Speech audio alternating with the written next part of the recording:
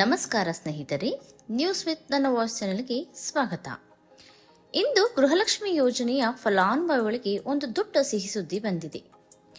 ರಾಜ್ಯ ಸರ್ಕಾರದ 3 ವರ್ಷದ ಸಾಧನಾ ಸಮಾವೇಶದಲ್ಲಿ ಮುಖ್ಯಮಂತ್ರಿ ಸಿಎಂ ಸಿದ್ದರಾಮಯ್ಯರವರು ಗೃಹಲಕ್ಷ್ಮಿ ಯೋಜನೆಯ 30ನೇ ಕಂತಿನ ಹಣವನ್ನು ಬಿಡುಗಡೆ ಮಾಡಲಾಗಿದ್ದು, ಈ ಮೂಲಕ ರಾಜ್ಯದ 1,24,10,668 ಮಹಿಳೆಯರಿಗೆ ತಲಾ 60,000 ರೂಪಾಯಿ ಹಣವನ್ನು ನೇರವಾಗಿ ಬ್ಯಾಂಕ್ ಖಾತೆಗೆ ಹಾಕುವ ಮೂಲಕ ಸರ್ಕಾರ ನುಡಿದಂತೆ ನಡೆದುಕೊಂಡಿದೆ ಎಂದು ಹೇಳಿಕೆ ನೀಡಿದ್ದಾರೆ.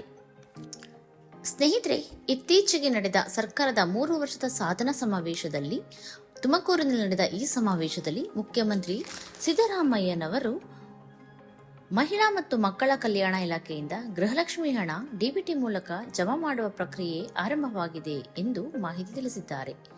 ಕೆಲವು ಫಲಾನುಭವಿಗಳ ಖಾತೆಗೆ ಹಣ ಬರಲು ಶುರುವಾಗಿದೆ, ಇನ್ನು ಕೆಲವರಿಗೆ ಹಂತ ಹಂತವಾಗಿ ಜಮಾ ಆಗಬಹುದು ಎಂದು ತಿಳಿಸಲಾಗಿದೆ.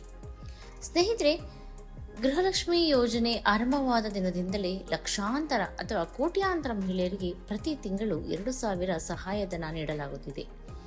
ಈ ಯೋಜನೆ ಮಹಿಳೆಯರ ಆರ್ಥಿಕ ಶಕ್ತಿಗೆ ದೊಡ್ಡ ಬೆಂಬಲವಾಗಿದೆ ಎಂದು ಸರ್ಕಾರ ಹೇಳಿದೆ. ಈ 2,000 ನಾಡಿನ ಮಹಿಳೆಯರಿಗೆ ಆರ್ಥಿಕ ಸ್ವಾವಲಂಬನೆ ತಂದುಕೊಟ್ಟಿದೆ. ಮಹಿಳೆಯರ ಜೀವನದಲ್ಲಿ ಗುಣಾತ್ಮಕ ಬದಲಾವಣೆ ಜೊತೆಗೆ ಹೊಸ ಭರವಸೆ ಹಾಗೂ ಆತ್ಮವಿಶ್ವಾಸವನ್ನು ಹೆಚ್ಚಿಸಿದೆ. ಪ್ರತಿ ಕುಟುಂಬದ ಯಜಮಾನಿಯರಿಗೆ ನೀಡುತ್ತಿರುವ ಮಾಸಿಕ 2,000 ರೂಗಳು ಕುಟುಂಬದ ದಿನನಿತ್ಯ ಖರ್ಚು, ಮಕ್ಕಳ ಶಿಕ್ಷಣ, ಆರೋಗ್ಯ ಹಾಗೂ ಆಹಾರ ವೆಚ್ಚಗಳಿಗೆ ನೆರವಾಗುತ್ತಿದೆ.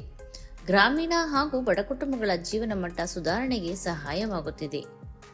ಇದರಿಂದ ಮಹಿಳೆಯರು ಯಾರ ಮೇಲೂ ಅವಲಂಬಿತರಾಗದೆ ತಮ್ಮ ಕನಸುಗಳನ್ನು ನನಸು ಮಾಡಿಕೊಳ್ಳಬೇಕು ಎಂಬುದು ಈ ಯೋಜನೆಯ ಮುಖ್ಯ ಉದ್ದೇಶ ಎಂದು ತಿಳಿಸಲಾಗಿದೆ.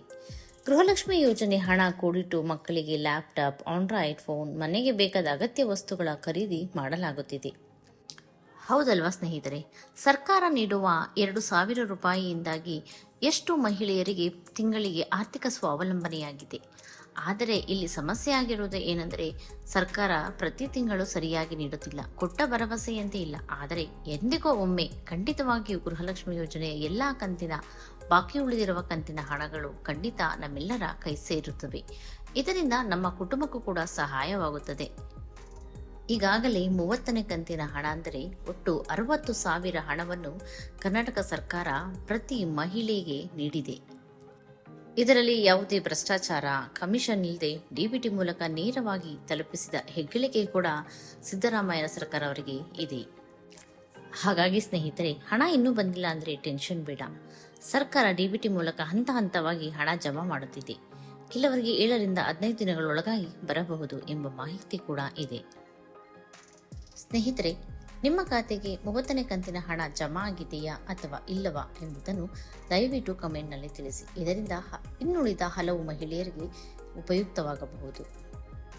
ಈ ರೀತಿ ಗೃಹಲಕ್ಷ್ಮಿ, ಅನ್ನಭಾಗ್ಯ, PM ಕಿಸಾನ್ ಹಾಗೂ ಸರ್ಕಾರದ ಹೊಸ ಅಪ್ಡೇಟ್ಗಳಿಗೆ ದಯವಿಟ್ಟು ನಮ್ಮ ಚಾನಲ್ ಅನ್ನು ಸಬ್ಸ್ಕ್ರೈಬ್ ಮಾಡಿ. ಧನ್ಯವಾದಗಳು.